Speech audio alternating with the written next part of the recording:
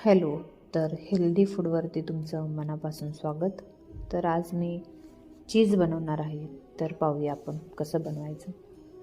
तर मी सगळ्यात पहिले 1 लिटर दूध घेतलेलं आहे आणि ते गरम करायला ठेवलेलं आहे. तर चीजसाठी दूध हे फक्त आपण त्यामध्ये बोट घालू शकतो आणि चेक करू शकतो की दूध किती गरम आहे.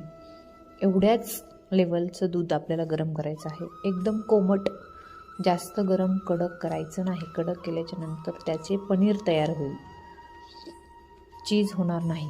तर तुम्ही बघू शकता की एक नॉर्मल कोमट झालं की मी त्यामध्ये एक 5 ते 6 टोपण मी व्हिनेगर टाकलेलं आहे आणि व्यवस्थित त्याला स्पूनने फिरवलेलं आहे. तर त्याला फिरवत राहायचं.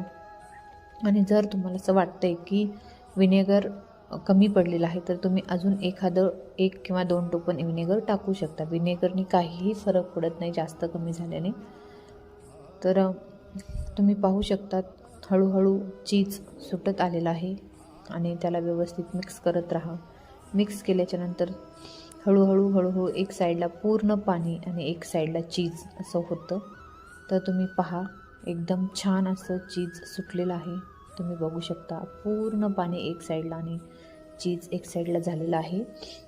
खूप छान आणि खूप टेस्टी होते हे चीज. घरच्या घरी बाहेरून आणण्याची गरज नाही.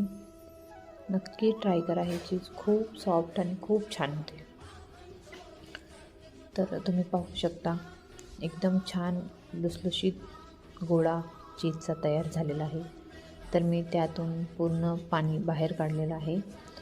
नंतर ते जे पातेल्यामध्ये दुधाचं पाणी राहिलेलं आहे त्यामध्ये आपण एक स्पून 1 ते 1.5 स्पून मीठ घालतो आणि त्यानंतर तो जो चीजचा गोळा आहे बनवलेला तो आपण त्या पाण्यामध्ये एक 10 ते 15 मिनटासाठी सोडणार आहे.